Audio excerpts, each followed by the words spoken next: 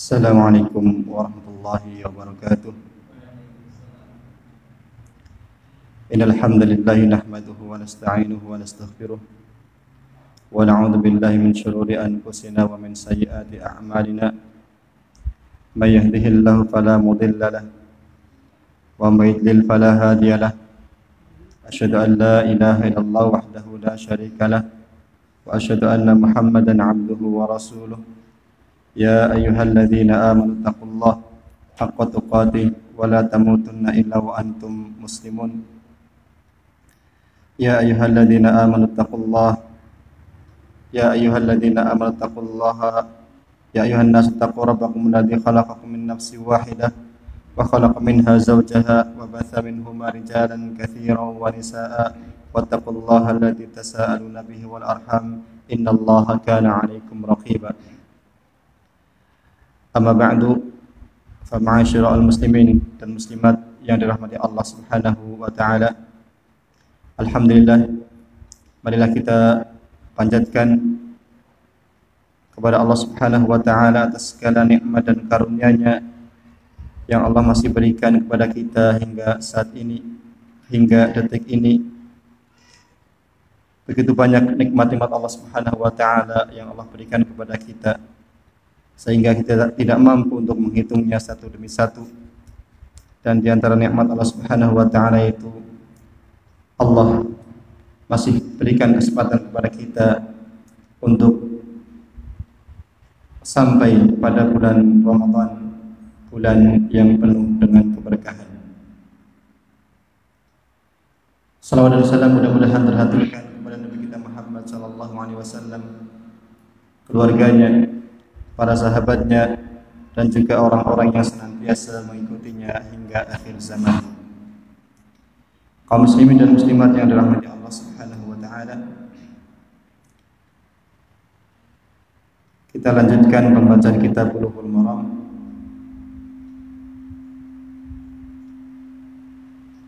yang sudah terhenti beberapa bulan yang lalu. Bulan Januari tidak ada, Februari juga tidak ada, Maret juga tidak ada. Berarti 3 bulan yang lalu ataupun di bulan Desember kita membaca kitab Bulughul Maram. Maka kita lanjutkan dengan hadis yang ke-31 dalam bab jual beli.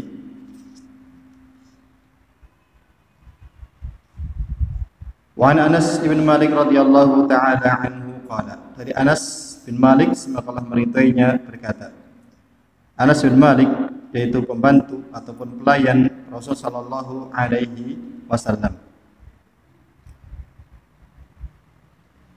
Qala ghala as-si'ru fil madinati ala ahdi Rasulillah sallallahu alaihi wasallam. Harga membumbung tinggi, harga menjadi mahal di Madinah pada zaman Rasulullah sallallahu alaihi wasallam. Jadi di suatu hari, di suatu ketika, harga-harga di kota Madinah itu menjadi mahal. Faqala an-nas, maka para sahabat pun berkata, Ya Rasulullah, wahai Rasulullah, ghala as-si'ru, harga menjadi mahal. Seperti kemarin di negeri kita, minyak goreng harganya membumbung tinggi, menjadi sangat mahal. Fasa'ir lana, maka para sahabat meminta kepada Rasul agar Rasul sebagai pemimpin di Madinah menetapkan harganya. Umpamanya minyak goreng ditetapkan harganya 14.000 per liter, yang asalnya sampai 20.000. Ataupun seandainya beras nanti harganya mahal karena suatu hal, maka di sini apa? Para sahabat meminta kepada Rasul agar Rasul menetapkan harganya. Tidak semena-mena para penjual menetapkan harga sendiri. Faqala Rasulullah sallallahu alaihi wasallam, maka Rasul sallallahu alaihi wasallam menjawab, Innallaha huwal musa'ir. Sesungguhnya Allah lah dia zat yang memahalkan harga ataupun Allah lah yang menentukan harga barang. Al-qabidu, Allah yang menahan rizki kepada seseorang. Wal basitu, dan Allah yang melapangkan rizki kepada seseorang. Allah yang menahan, si fulan diberi rizki sedikit, si alan diberikan rizki banyak. Itu hanya Allah Subhanahu wa taala yang mampu. Ar-Raziq, dan Allah zat yang maha memberikan rizki. Wa inni la arju an alqallaha ta'ala, dan saya berharap saya berjumpa dengan Allah Subhanahu wa taala. Wa laisa ahadun minkum yatlubuni bimadlamatin, dan aku berharap tidak ada seorang pun dari kalian menuntutku karena kezaliman, yang saya lakukan. Fidamin, baik kezaliman dalam harta, wala malin, ataupun dalam harta. Rawahul khamsah illa Nasa'i wa sahahu Ibnu Hibban. Hadis diriwayatkan oleh khamsah dan kecuali Nasa'i, dan disahihkan oleh Ibnu Hibban. Hadis ini menunjukkan bahwasannya mahalnya harga ataupun meningkatnya harga barang suatu dagangan ini ada di tangan Allah Subhanahu wa taala, bukan ada di tangan manusia. Dan sebab mahalnya harga salah satunya dengan sedikitnya barang, karena barangnya langka sehingga harga pun membumbung tinggi. Dan sedikitnya barang ini bisa terjadi oleh dua sebab. Salah satunya ya memang karena barang tersebut sudah langka, tidak ada barangnya, produksinya menurun. Dan sebab yang kedua bisa terjadi karena ada seorang yang main dalam jual beli ini. Dia menandu barang-barang yang ada di pasaran, dia tidak menjualnya, sehingga barang di pasaran menjadi tidak ada, menjadi sedikit, sehingga barang menjadi mahal.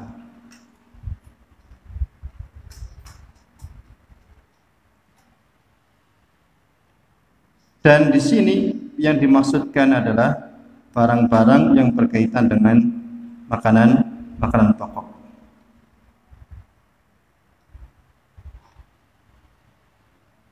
Maka dalam hadis ini memberikan satu faedah bahwasannya di sini Nabi Shallallahu Alaihi Wasallam dia adalah sebagai petinggi negara, sebagai pemerintah. Maka para sahabat meminta Rasul untuk menentukan harganya, Maka penentuan harga oleh pemerintah itu ada dua keadaan. Yang pertama karena sedikitnya barang dan banyaknya permintaan sehingga harga menjadi naik. Makanya demikian itu pemerintah tidak boleh ikut campur untuk menurunkan harga. Paham ya? Jadi ketika barang tersebut emang langka, emang tidak ada dari sononya. Contohnya beras, karena produksi pertanian menurun, kena hama, ataupun kena rusak, sehingga produksinya menjadi turun, otomatis barang menjadi langka. Maka tatkala harga itu naik, beras itu naik, maka pemerintah tidak punya kewajiban untuk menurunkan ataupun menetapkan harga beras, karena ini sudah sunatullah, bukan campur tangan manusia. Namun kalau di sana yang kedua, kalau ada campur tangan manusia seperti tadi, karena ditimbun oleh salah seorang pedagang sehingga barang menjadi sedikit dan barang menjadi harganya membumbung tinggi, maka di sini pemerintah punya kekuasaan, punya campur tangan untuk menentukan harganya. Pemerintah harus menentukan harganya, jangan sampai menjadi kesempatan untuk para pedagang untuk menaikkan harga semaunya. Mau beli ya silahkan, enggak ya silahkan, tidak boleh. Maka ini kewajiban pemerintah untuk menentukan harga.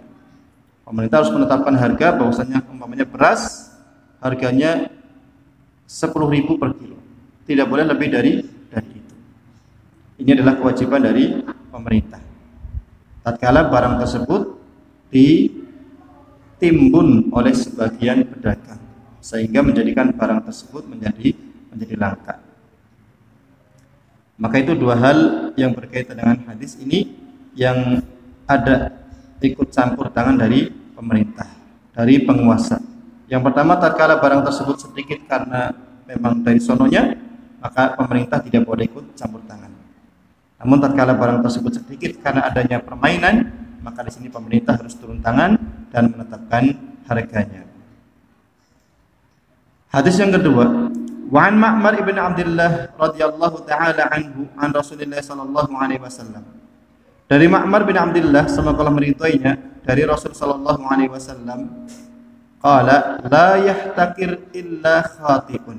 Rawahu Muslim. Setelah tadi Ibnu Hajar menyebutkan hadis yang berkaitan tentang naiknya harga, yang salah satu sebabnya karena penimbunan barang, maka beliau langsung menyebutkan bab yang ataupun menyebutkan hadis yang berkaitan dengan hadis di atas, la yahtakiru illa khati'un. Tidak ada orang yang menimbun. Tidak ada orang yang menanduk barang dagangan, dia simpan, tidak dijual. Tujuannya apa? Dia tunggu sampai barang dagangan itu menjadi naik harganya, sehingga dia simpan di rumahnya, di warungnya. La yahtakiru illa khati'un. Tidak ada orang yang menimbun barang dagangan kecuali dia berdosa. Berdosa.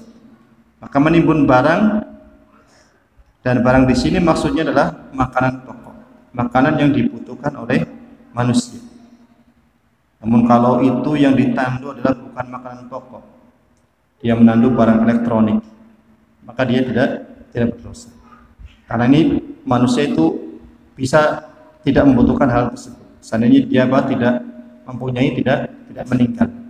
Namun ketika yang ditimbun adalah barang makanan pokok, manusia akan kesusahan untuk hidup, maka ini dia telah melakukan perbuatan dosa. Jadi yang dimaksud orang yang menimbun barang dagang di sini adalah orang yang menimbun barang makanan pokok yang dia dibutuhkan oleh manusia.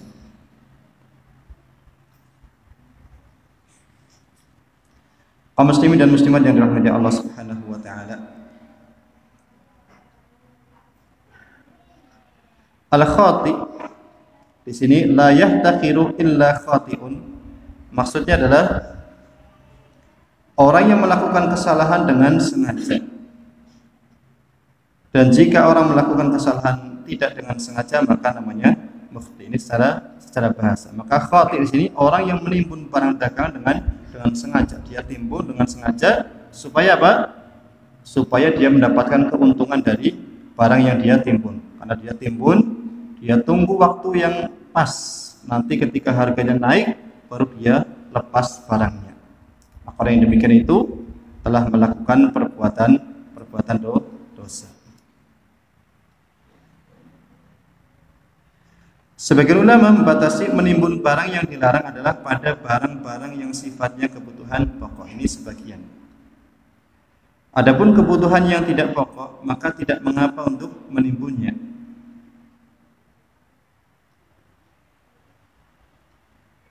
Namun Syekh bin Utsaimin di sini menguatkan, namun pendapat yang kuat adalah haram untuk segala jenis barang.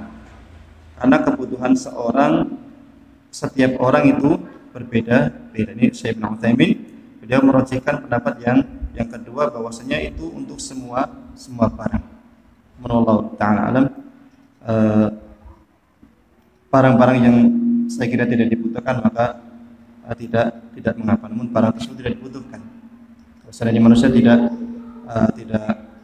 meninggal atas hal tersebut ataupun tidak menjadi kesusahan dengan barang tersebut, maka tidak mengapa untuk menimbunnya. Namun sebagai kehati-hatian tentunya tidak menimbun barang.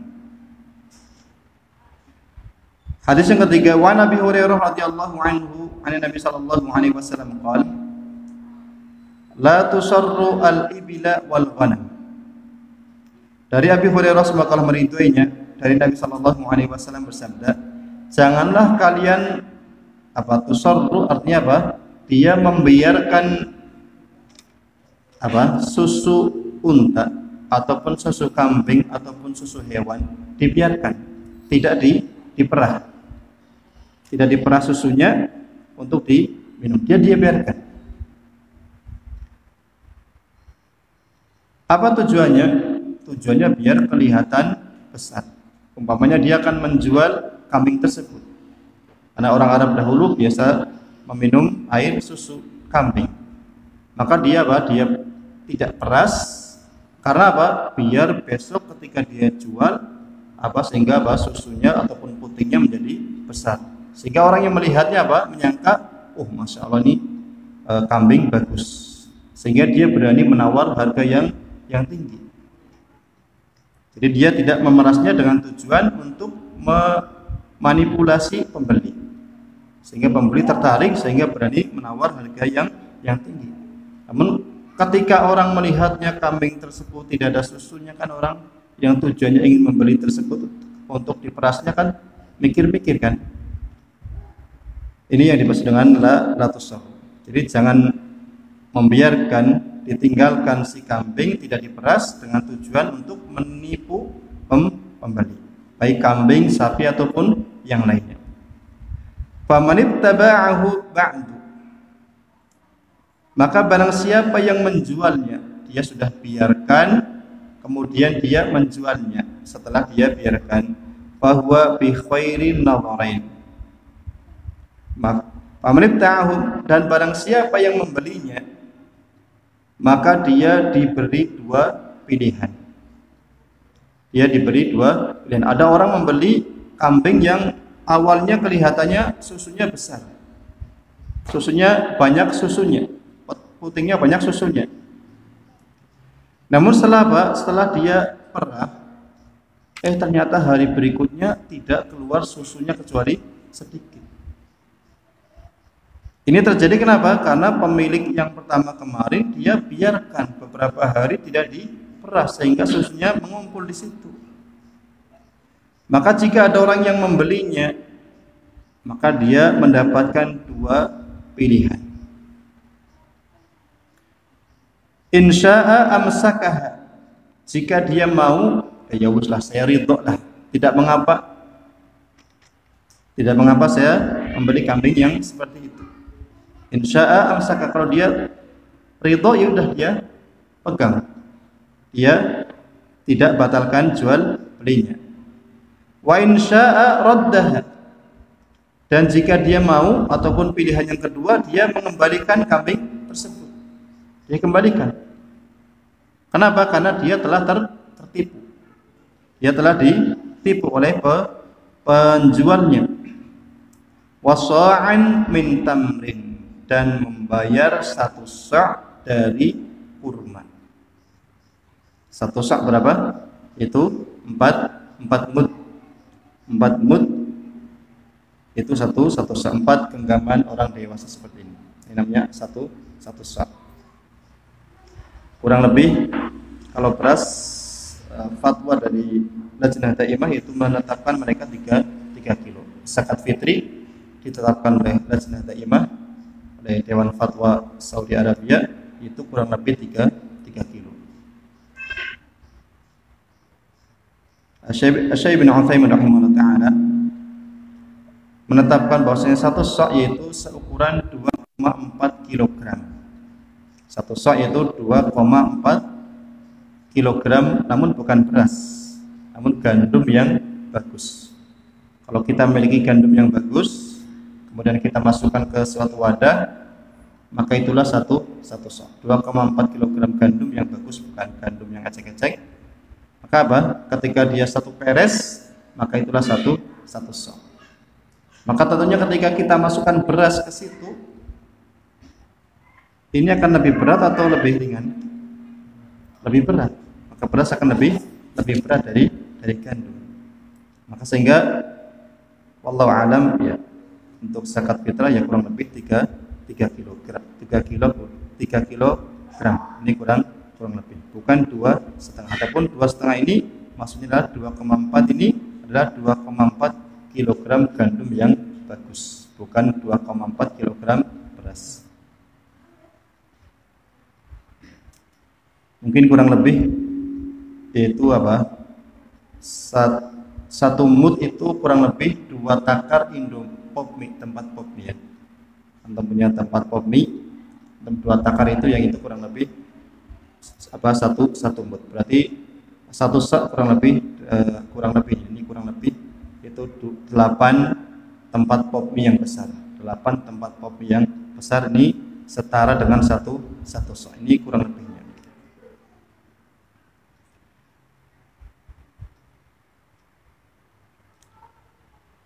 Wa in syaa raddaha wa sa'an min tamrin, dan jika dia keberatan karena dia merasa tertipu dengan yang dia beli, yang dia dapatkan, maka dia untuk mengembalikan. Ini saya kembalikan kambingmu.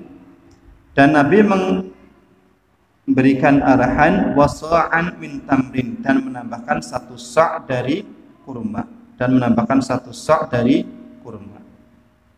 Muttafaqun alaih. Wali Muslim, dan dalam lafaz Muslim, bahwa bil khiyari thalathata ayyamin, dan dia diberikan pilihan selama 3 hari. Jadi selama 3 hari ini diberikan pilihan, apakah akan melanjutkan jual belinya, dia ridho, dia menerimanya, ataupun kalau dia mau membatalkan maka harus kurang dari 3 hari. Kalau sudah 5 hari ini saya kembalikan kambingnya, saya kembalikan sapinya karena susunya tidak banyak, berarti ini tidak boleh, karena sudah melebihi batas yang telah digariskan oleh Nabi Shallallahu Alaihi Wasallam.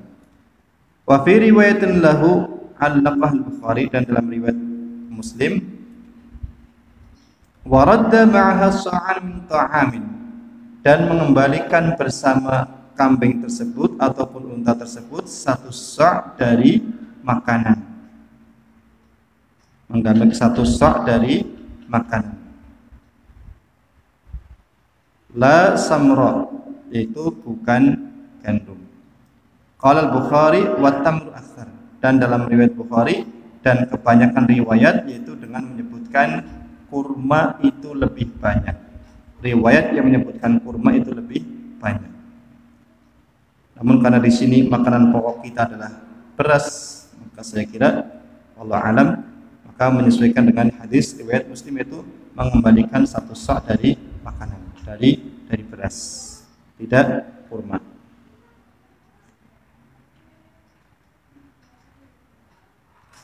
Ini hadis yang ketiga pada kesempatan hari ini.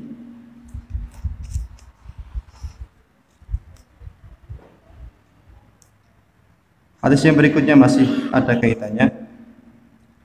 Wa Ibnu Mas'ud radhiyallahu taala anhu qala, dan dari Ibnu Mas'ud semoga Allah meridhoinya berkata, man ishtara syatan muhaffalatan, barang siapa yang membeli seekor kambing yang tidak diperas susunya. Muhaffalatnya apa? Tidak diperas susunya supaya kelihatan beras, supaya kelihatan besar, supaya kelihatan banyak susunya. Faraddaha, maka dia boleh untuk mengembalikannya. Maka dia mengembalikannya. Falyarudda ma'aha sa'an, maka hendaklah dia tatkala mengembalikan, dia memberikan satu sa'. Dia memberikan 1 sa'. Wa zada al-Ismaili min tamrin, yaitu dari kurma. Maka ini kebiasaan orang-orang Arab dahulu, mereka terbiasa minum susu dan mereka memeras sendiri, sehingga mereka tatkala ingin menjual kambingnya, otomatis mereka ingin kambingnya terjual dalam keadaan harga yang mahal. Maka salah satu caranya apa? Dengan tidak memeras susunya supaya kelihatan besar. Karena orang Arab dahulu mereka apa? Membeli kambing tujuannya untuk mengambil susu dari kambing tersebut, atau membeli unta untuk memeras susunya. Bukan hanya sekedar untuk diternak seperti di zaman kita, namun mereka ingin memerasnya untuk meminum susu dari hewan tersebut.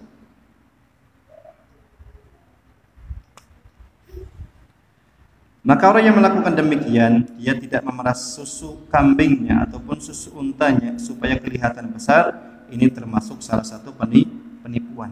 Dia telah mengelabui pembeli sehingga dia membeli dengan harga yang mahal.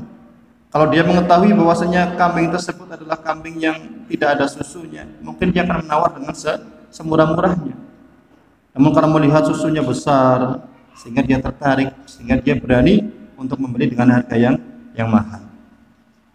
Maka ini adalah suatu penipuan yang tentunya dilarang oleh agama ini, yang endingnya akan menimbulkan perselisihan, percekcokan antara kaum muslimin. Maka di sini Nabi memberikan dua pilihan. Yang pertama untuk menerima. Kalau dia udah ridho, ya uslah, nggak apa-apa. Saya terima jual beli ini, saya tidak akan membatalkannya, tidak mengapa. Kalau dia tidak ridho, maka pilihan yang kedua, ketika dia mengembalikan, maka dia mengembalikan plus memberikan satu sa' dari makanan, memberikan satu sa' dari makanan, memberikan satu sa' dari makanan, dan itu selama tidak lebih dari tiga hari. Kalau sudah lewat dari 3 hari, maka pemilik pertama boleh menolaknya. Pemilik pertama boleh menolaknya, tidak menerimanya. Sudah lewat 3 hari ini, saya nggak mau menerimanya. Kenapa nggak komplain dari kemarin? Kenapa tidak komplain dari kemarin? Nah, ini hadis yang berkaitan dengan orang yang menahan susunya supaya kelihatan besar. Maka pembeli diberikan dua pilihan untuk menerimanya, untuk ridho atas jual beli tersebut, ataupun yang kedua untuk mengembalikannya, dan dia untuk mengembalikan satu sa' dari makanan. Maka faidah dari hadis ini, haramnya perbuatan semacam ini, baik pada kambing, unta maupun pada sapi ataupun hewan-hewan yang lainnya yang dia diambil susunya. Yang kedua, haramnya menipu ataupun memanipulasi. Haramnya menipu ataupun memanipulasi.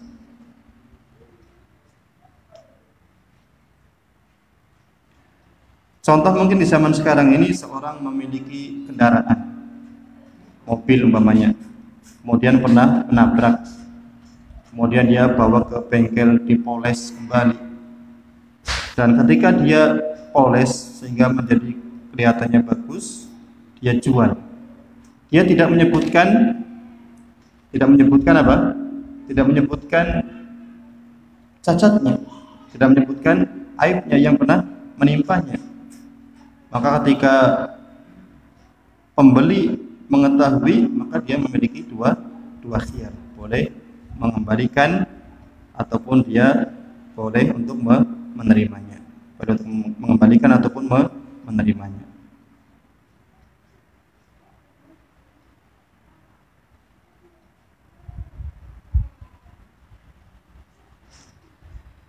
Allahu ta'ala a'lam. Maka ini menunjukkan bahwasanya menipu ataupun mengelabui saudara se-Islam ini adalah termasuk perbuatan yang haram, perbuatan yang tidak boleh, yang harus kita menjauhinya. Hadis yang berikutnya, wa Nabi Hurairah radhiyallahu taala anhu, dan dari Abi Hurairah semoga Allah meridhoinya, anna Rasulullah sallallahu alaihi wasallam, bahwasanya Rasulullah sallallahu alaihi wasallam marra ala subratin min ta'amin. Rasul suatu ketika melewati pada sebuah subrah, sebuah tempat dari makanan. Subrah ya mungkin seperti zaman kita ya, seperti ceting, seperti kocok ataupun yang lainnya. Takaran yang tidak diketahui wazannya, takaran yang tidak diketahui wazannya, tidak seperti literan, tidak seperti kiloan, tidak. Namun dia dalam suatu tempat, dan tempat tersebut tidak diketahui kiloannya dengan pasti. Fa'adkhala yadahu fiha. Kemudian Nabi Shallallahu Alaihi Wasallam memasukkan tangannya ke dalam makanan tersebut. Makanan di sini artinya adalah makanan pokok yang masih mentah, gandum ataupun beras, bukan makanan yang sudah matang. Maka Nabi memasukkan tangannya ke dalam gandum tersebut. Fanalat asabi'uhu balalan. Maka tangan Nabi Shallallahu Alaihi Wasallam, jari jemari Nabi Shallallahu Alaihi Wasallam mendapatkan ada gandum tersebut, makanan tersebut basah di bawahnya.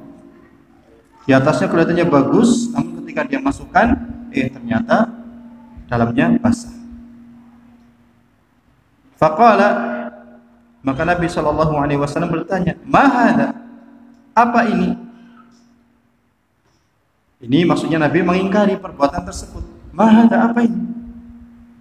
Nabi ingkari perbuatan orang yang melakukan demikian. Di atasnya gandum yang kering, namun di bawahnya gandum yang basah. Maka Nabi ingkari perbuatan tersebut. Karena ini termasuk perbuatan menipu, mengelabui pembeli. Pembeli menyangka bahwasanya gandum tersebut gandum yang bagus. Ya, mungkin kalau di zaman sekarang apa? Jual beli apa ini? Beras yang atas bagus, padahal yang bawah adalah jelek. Ataupun apa? Suket ya. Zaman sekarang kan suket dijual. Yang di atas yang kelihatannya bagus, yang masih hijau-hijau, yang masih bagus sekali, di bawahnya nggak tahu apa. Itu juga termasuk mengelabui, termasuk menipu pembeli. Maka bentuk penipuan apapun dalam jual beli tidak boleh.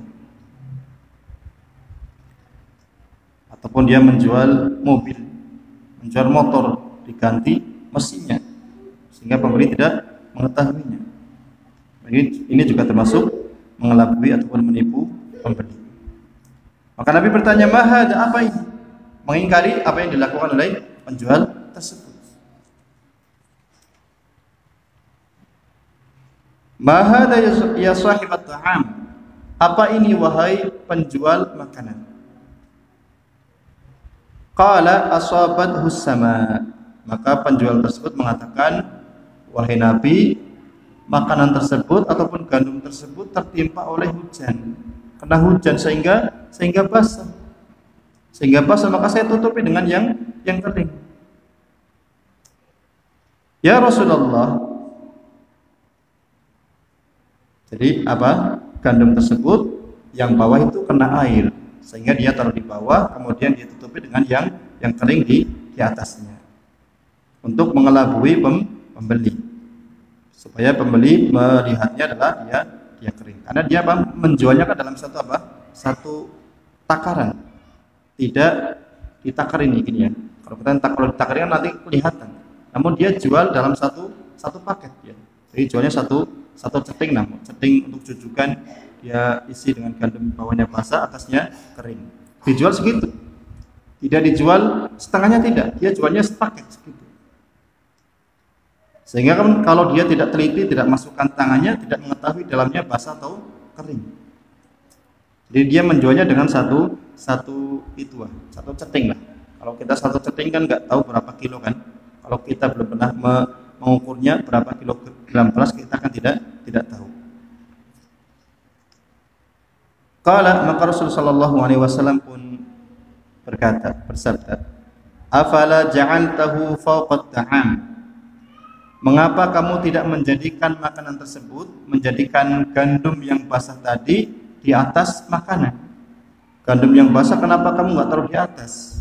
Sehingga kelihatan, kayyarahun nas, sehingga orang-orang itu melihatnya, mengetahuinya. Kalau kamu taruh di atas kan orang melihat, oh ini gandumnya ternyata masih basah, sehingga dia akan mengetahuinya, akan memahaminya. Man ghasya falaysa minni. Man ghasyana, dalam riwayat lain, man ghasyana falaysa minni. Di sini disebutkan man ghasya falaysa minni. Barang siapa yang berbuat curang, maka dia bukan dari golonganku. Barang siapa yang berbuat curang, dia bukan dari golongan Nabi Muhammad sallallahu alaihi wasallam. Rawahu Muslim. Hadis ini diriwayatkan oleh Imam Muslim. Maka tidak boleh berbuat curang dalam jual jual beli. Tidak boleh berbuat curang dalam jual beli. Tidak hanya dalam bentuk seperti ini, dalam bentuk yang lain, dalam timbangan. Tidak memberikan timbangan sebenarnya. Ini juga termasuk perbuatan curang. Termasuk perbuatan yang curang yang tidak diizinkan oleh syariat Islam, yang tidak dibolehkan dalam syariat Islam. Di sini menganjurkan bagi para penjual untuk berlaku jujur dalam jual beli, supaya apa? Diberkahi jual belinya, mendapatkan keberkahan dari jual belinya, tidak mendapatkan dosa. Karena Nabi di akhir hadis mengatakan, man ghasya falaysa minna. Barang siapa yang berbuat curang, barang siapa yang berbuat tidak adil, tidak benar, maka dia tidak termasuk dari golongan saya, tidak termasuk dari golongan Nabi Muhammad sallallahu alaihi wasallam. Maka pada para pedagang, para penjual ini harus berhati-hati, jangan sampai berbuat curang, jangan sampai berbuat licik, jangan sampai mengelabui para pembeli, supaya mendapatkan keuntungan yang banyak. Maka jangan sampai demikian.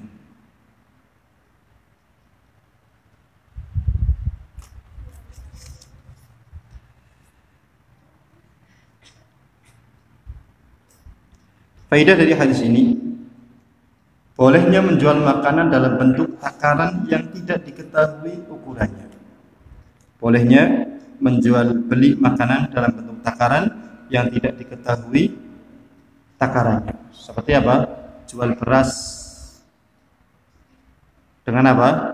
Dipakai ceting pada suatu tempat. Orang kan tidak mengetahui berapa kilo. Ada orang jual apa? Kaking ya, kaking kresek umpamanya dijual. Nih saya jual kaking satu kresek 10.000. Dia tidak mengatakan ini 1 kilo, 2 kilo, tidak, namun seukuran satu kresek. Dia lihatkan kepada pembelinya. Maka yang semacam ini tidak mengapa. Boleh. Tidak harus ditakar, tidak harus di kilo. Ini tidak mengapa. Meskipun tidak diketahui berapa beratnya, tidak diketahui berapa liter ataupun berapa kilo. Ya semacam ini boleh. Dan ini tidak ada unsur tipu menipu karena barangnya kelihatan. Barangnya sudah kelihatan. Kalau dia mau 10.000 umpamanya satu kresek ini, udah dia tinggal terima. Kalau tidak ya sudah tidak usah membeli. Ini maksudnya boleh dengan semacam itu. Umumnya dia tidak memiliki kiloan, tidak memiliki takaran di rumahnya, dia jual seadanya di pasar. Maka tidak mengapa, tidak harus dengan di kilo. Ada orang bawa beras 1 kresek, mau nggak saya jual beras ini dengan harga sekian? Kalau pembelinya sudah mau, ya sudah selesai. Tidak ada tidak masalah dalam jual seperti ini, semacam ini. Tidak mengapa, tidak terlarang. Karena Nabi Shallallahu Alaihi Wasallam menetapkan pedagang tadi, pedagang yang dia menjual gandum yang bawahnya basah atasnya kering, dia tidak mengingkari sistem jual belinya. Namun Nabi hanya mengingkari perbuatan dia yang dia mengkelabui orang lain. Adapun sistem yang dia pakai untuk jual beli tidak dilarang oleh Nabi Shallallahu Alaihi Wasallam. Seandainya terlarang, kamu jangan jual gandum dengan seperti ini, tidak boleh, harus ditakar, harus di kilo, apa ditakar. Zaman Nabi kan masih menggunakan takaran untuk gandum, ditakar, jangan ditaruh di suatu tempat, jangan. Namun Nabi tidak mengingkari, menunjukkan bahwasanya hal tersebut adalah perbuatan yang boleh. Sama dengan beras ataupun yang lainnya, makanan pokok, bijian. Jual jagung 1 kresek sekian ribu, tidak masalah. Kalau pembelinya sudah ridho, sudah mau, ya sudah. Tidak mengapa. Ini menunjukkan bahwasanya perbuatan tersebut adalah perbuatan yang boleh, tidak terlarang. Ini faedah yang pertama. Yang kedua, wajibnya mengingkari kemungkaran. Wajibnya mengingkari kemungkaran. Di sini Nabi Shallallahu Alaihi Wasallam tentunya sebagai sang pemimpin, Tentunya sebagai sang pemimpin, dia punya kekuatan, punya tangan untuk merubah secara langsung. Nabi Shallallahu Alaihi Wasallam bersabda, "Man ra'a minkum munkaran falyughayyirhu biyadihi." Barang siapa yang melihat suatu kemungkaran, maka hendaknya dia merubah dengan tangannya. Nabi tentunya punya kekuasaan dalam masalah ini. Adapun kita, umpamanya kita tidak punya kekuasaan, tidak punya kemampuan untuk merubahnya, ya kita ingkari dengan lisan kita. Dengan lisan kita, kalau kita bisa, Pak, ini tidak boleh. Ini kalau kita mampu. Kalau tidak mampu lagi, ya dengan hati kita. Minimal kita mengingkari perbuatan tersebut. Kita ingkari hal tersebut tidak boleh. Kalau kita tidak punya keberanian untuk mengingkarinya, jangan sampai kita hanya diam tanpa mengingkarinya. Meskipun mengingkari dengan hati itu adalah selemah-lemahnya iman. Nah, bagaimana orang yang tidak mengingkarinya? Orang yang tidak mengingkarinya itu bagaimana? Ini wajibnya untuk mengingkari kemungkaran. Apapun bentuknya, maka harus diingkari. Kita punya kekuatan, kita ingkari dengan tangan kita. Anak kita, berarti kita punya kekuatan. Kita punya tangan untuk mengingkarinya. Maka harus kita jangan takut dengan anak kita, masa kita malah takut dengan anak kita. Tentunya suatu kesalahan. Orang yang di bawah kita sebagai direktur umpamanya, maka harus berani dengan kekuasaan yang kita miliki untuk mengingkari kemungkaran yang ada. Yang ketiga, wajibnya menunjukkan aib pada barang yang dijual. Wajibnya menunjukkan aib dari barang yang dijual. Seandainya saya menjual suatu barang dan memiliki cacat, memiliki aib, maka dijelaskan pada calon pembeli, ini pernah jatuh umpamanya motornya sekali dan kerusakan di sini. Kita jelaskan supaya pembeli juga mengetahuinya. Jangan kita diam saja. Harus kita jelaskan. HP umpamanya kita jelaskan, ini ya sering jatuh umpamanya. Kadang-kadang yang jatuh sama anak saya. Dijelaskan supaya apa? Tidak terjadi penipuan, tidak mengelabui pembeli. Yang dimaksud bukan dari golonganku. Tadi di akhir hadis Nabi mengatakan, Nabi bersabda, "Man ghasyana falaysa minna." Barang siapa yang berbuat curang, barang siapa yang berbuat hal demikian itu, falaysa minni, maka dia bukan dari golonganku. Al-Imam Nawawi rahimahullah ta'ala menafsirkan, golonganku adalah orang yang mengamalkan petunjukku dan mengamalkan sesuai dengan ilmu dariku. Dia adalah berbuat sesuai dengan petunjuk Nabi Shallallahu Alaihi Wasallam. Yang dimaksud dengan golongan Nabi Shallallahu Alaihi Wasallam adalah orang yang melakukan petunjuk sebagaimana yang ditunjukkan oleh Nabi Shallallahu Alaihi Wasallam, dan orang yang beramal sesuai dengan ilmu yang diajarkan oleh Rasul Shallallahu Alaihi Wasallam. Itu adalah golongan Nabi Shallallahu Alaihi Wasallam. Berarti yang bukan golongannya orang yang tidak melakukan petunjuk Nabi Shallallahu Alaihi Wasallam. Maka orang yang berbuat curang, dia telah menyelisihi petunjuk Nabi Shallallahu Alaihi Wasallam, sehingga dia bukan dari golonganku.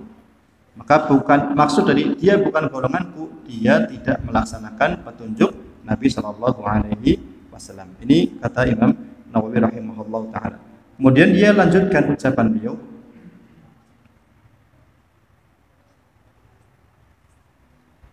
Beliau menyebutkan ucapan Sufyan ibn Uyainah. Beliau setelah menafsirkan maksud dari golonganku adalah orang yang melakukan petunjukku dan mengamalkan sesuai dengan ilmu dariku. Beliau melanjutkan ucapan beliau dan membawakan sebuah ucapan dari Sufyan ibn Uyainah. Sufyan ibn Uyainah mengatakan, beliau tidak menyukai penafsiran seperti ini. Sufyan ibn Uyainah tidak suka menafsirkan apa yang dimaksud golonganku di sini, apa dia bukan dari golonganku, bukan orang yang mengikuti petunjukku, bukan yang mengamalkan ilmu dariku. Sufyan ibn Uyainah tidak suka dengan penafsiran seperti itu, dan mengatakan yang dimaksud dengan dia bukan beliau lebih suka mengatakan dia diam, tidak usah menafsirkan bukan dari golonganku seperti apa? Dia tidak suka menafsirkan sabda Nabi Shallallahu Alaihi Wasallam dengan hal yang demikian itu. Kenapa? Karena mungkin ada orang-orang yang nanti hatinya lemah lah. Saya kan hanya menyelisih dalam satu bab ini saja. Dalam masalah jual beli saja saya tidak mengikuti petunjuk Nabi Shallallahu Alaihi Wasallam. Saya dalam masalah-masalah yang lain saya mengikuti Nabi. Sehingga dia akan meremehkan ajaran agama Islam ini. Namun kalau dikatakan dia bukan dari golongan Nabi Shallallahu Alaihi Wasallam, orang kan akan menjadi lebih takut. Kamu kalau melakukan demikian, kamu bukan dari golongan Nabi Shallallahu Alaihi Wasallam. Sehingga dia akan jauh lebih takut daripada hanya sekedar mendengar penafsiran yang pertama tadi. Bukan dari golonganku di sini, bukan orang yang mengikuti petunjukku. Ini tentunya akan memiliki makna yang berbeda.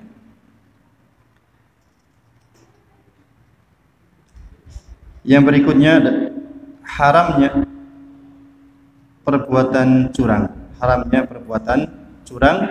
dalam bentuk apapun. Haramnya perbuatan curang dalam bentuk apapun. Dan itu termasuk perbuatan dosa besar. Salah satu dosa dikatakan sebagai dosa besar yaitu jika terdapat ucapan Nabi Shallallahu Alaihi Wasallam, "Falaisa minni." Dia bukan termasuk dari golongan saya. Seperti dalam hadis yang lain, "Man raghiba an sunnati falaisa minni." Barang siapa yang benci dengan sunnahku, dengan sunnah menikah, dia tidak mau menikah. Karena benci dengan sunnah Nabi Shallallahu Alaihi Wasallam, falaisa minni, maka dia bukan termasuk dari golongan Nabi Shallallahu Alaihi Wasallam. Maka ini termasuk perbuatan dosa besar. Ada ucapan falaisa minni, bukan dari golongan saya. Ini salah satu amalan yang perbuatan tersebut adalah dosa besar, yaitu adanya ucapan Nabi Shallallahu Alaihi Wasallam, falaisa minni, dia bukan dari golonganku. Dan berbuat curang di sini adalah umum, tidak hanya sekedar dalam jual beli. Curang dalam ujian, mencontek, ini juga termasuk perbuatan curang. Bukan hanya sekedar curang dalam jual beli saja, namun sifatnya umum. Di sini Nabi Shallallahu Alaihi Wasallam bersabda saat terjadi ada orang yang curang dalam jual beli. Namun sifat ini ataupun perbuatan tersebut bukan hanya sekedar dalam jual beli, namun dalam curang dalam segala hal. Curang dalam segala hal. Dalam bekerja, kita sebagai karyawan kita melakukan curang, ini juga termasuk tidak boleh. Pelajar ujian mencontek, ini juga termasuk perbuatan curang. Ujian pegawai negeri dia curang, ini juga termasuk perbuatan dosa, perbuatan yang tidak diizinkan oleh syariat Islam dan diancam oleh Nabi Shallallahu Alaihi Wasallam bahwasanya orang yang demikian itu bukan termasuk dari umat Nabi Shallallahu Alaihi Wasallam. Sudah, wallahu taala alam, kita cukupkan sampai di sini. Ada yang ditanyakan yang kurang jelas? Silakan kalau ada, kalau tidak ada kita akhiri. Subhanakallahumma rabbana wa bihamdika asyhadu an la ilaha illa anta astaghfiruka wa atubu ilaik. Assalamualaikum warahmatullahi wabarakatuh.